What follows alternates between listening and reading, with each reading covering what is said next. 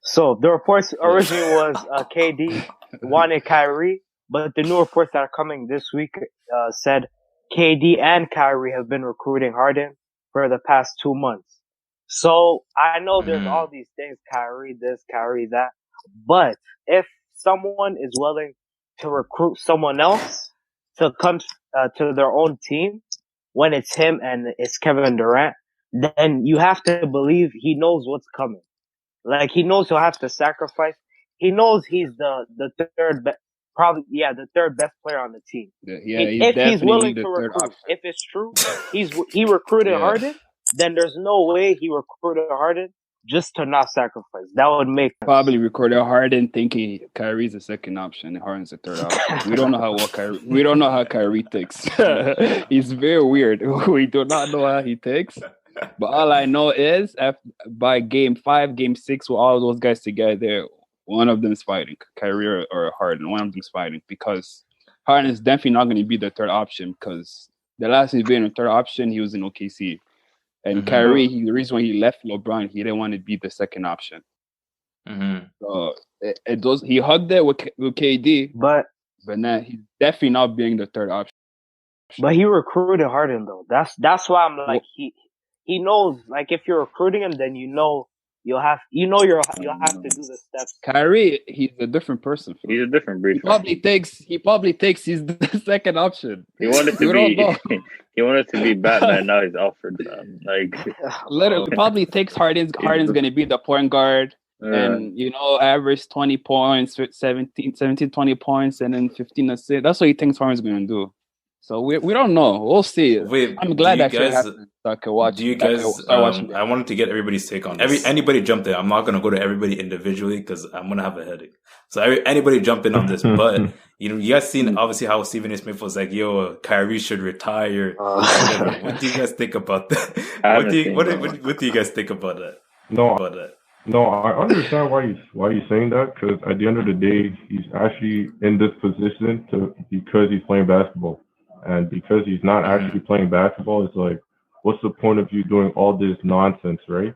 Because anybody could do the same thing, right? It's like you can pretty much show up to work and be like, "Yo, I don't want to do my work," and just cut, but you don't have to, like, the media won't make a big deal because whatever work whoever may be doing may not be in the same may not have like the same resources that people in the NBA have. So pretty much I understand why he was saying like you have to retire because if you're not playing, what's the point of making all of this a story? You know what I mean?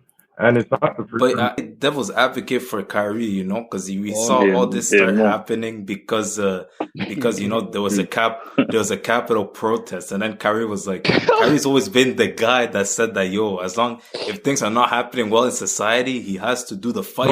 He's willing to sacrifice the game. All right, sacrifice the check. How about that? Sacrifice that game check. Right? It's all about sacrifice, right? No sacrifice. Give it to us.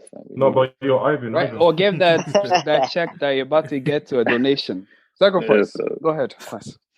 Ivan, it's not like if Kyrie has been doing this, like, this is not the first time Kyrie's been in this type of situation, right? So it's like, you have to understand why Stephen actually had to come up with that conclusion. Because Kyrie's been doing stuff like that, even in the Boston years, Cleveland years. Like, he hasn't taken anything professionally.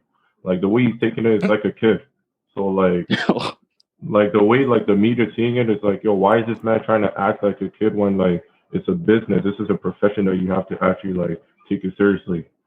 So that's pretty much it. That's in his point of view. But Kyrie was when the Nets were about to tip off, he was at the meeting with the local legislative official. I don't know who it was. He was at the Zoom meeting. So he's doing the work, no?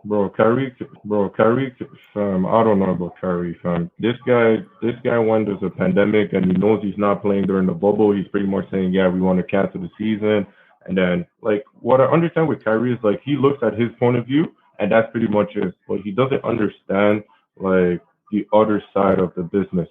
So, like, for example, when we were talking about, like, when Kyrie was saying that the season was supposed to get canceled when they wanted to create that bubble, like, pretty much at that point of view, people were looking at him, they were pretty much saying, you're not playing, you're injured, you're pretty much done for the season, and you're trying to tell people that are trying to hoop that you can't hoop because the pandemic's going on, the social justice stuff is going on. So it's kind of like he didn't see it that way. He only saw it his own way, and because of that, that's why like commotion and confusion is kind of happening with this guy. But hey, man, who am I to talk?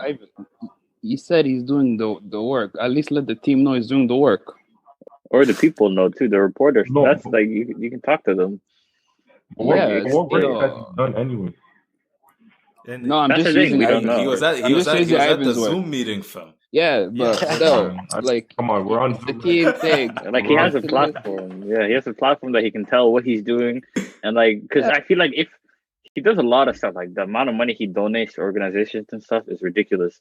But and maybe it's just because he doesn't want to toot his own horn. But at the same time, like, to get more people rallying behind your cause, I feel like educating, or not even just explaining what your thought process is going to help, and it's going to make it go a different mile. Because like right now, people are just hating on you because they think you're just at home collecting game checks. But he's donating on the side. He's raising awareness for stuff. And like you have a huge microphone in front of you in the media, but if you dismiss them by calling them, I don't know what the word pawns. Yeah, it's I understand the distrust, but at the same time, like having your voice out there is better than people making assumptions of their own behind your back. So do you think it's like his distrust for the media and his emotions are getting away of like the actual like at least the image of the work that he's doing, like putting him in an actual good light instead of him being vilified by the media? Do you think his hate for the media, that's what's really blocking people from actually understanding what he's doing? I think his reliance on doing it outside of the public eye can backfire on him trying to raise awareness for certain things. Okay. And if he were, for example, to just, even if he posted something, even if he doesn't trust the media, he can post it on his own. He has a huge social media following. He can post stuff about like what he's doing at the same time, and like putting out videos and like having it go directly to the horse's mouth instead of having to go through a third party like the media. And that would get a lot of support and moral support from people within the NBA and outside too, I think. Yeah. Also at the same time, I think this probably hurts him too, but he had that video that came out where he was at his sister's birthday party or something like that. Yeah. Yeah. Listen, that also, it kind of hurts his case. When he's doing the countdown for the age, I I don't know. I didn't watch the whole video. I think it was like, his sister's birthday and they were dancing at a club. Listen, he's just a wild card. That's the best way to you know. Yeah, I feel like if he was more out there and like people knew what he was doing, and then saw the video, they wouldn't attack him so much as if they hear nothing from bad things about him and they see the video as like another thing on top of the pile. Yeah, I'm sure what he's trying to do is the right thing morally and like what he thinks is for greater good of society. But you need, I guess, like, because people are gonna, I guess they're gonna blacklist you at some point, to the point where they're not gonna listen to what you're doing, you know? Yeah, he's letting other people create the narrative instead of himself like saying what's really going on. So with him not like being specific and like apparently he didn't tell his coach like what he was doing and all that, he's letting just everyone create the narrative instead of himself saying I'm doing this because of this reason and etc. So yeah, it's so unfortunate because Kyrie is a great person for all I can see, and he's really outspoken, and just the confrontational relationship that he has with the media is just doesn't really help him, you know, and it like obviously the media, like the sports media, is a business, and they want headlines and, you know, stories about players not getting along and mess here and there. But at the same time, you know, if you're a superstar like Kyrie and you want to help your community or help the society, you have to know how to use the media. It's the same, like, look at how LeBron does it, LeBron manipulates the media to fit his own narrative. That's why he's on covers of sports magazines. Although he's a great player and probably one of the greatest players to play the sports of the basketball sport, but at the same time, he knows how to manage his image, and Kyrie doesn't do that effectively, and it really, really hurts him,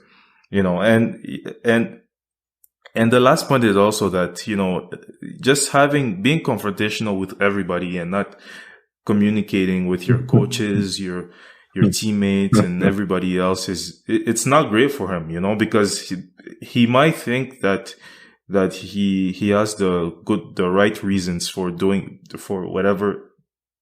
whatever he does. But if you're not communicating that to the rest of the team and addressing the media, people are just going to create their narrative, as Gilbert said, and that's not great, because oftentimes the narratives that people want to create are negative ones, to sell, to sell clicks and sell their magazine stories. So yeah, so he should get in front of the camera more often and define his own story.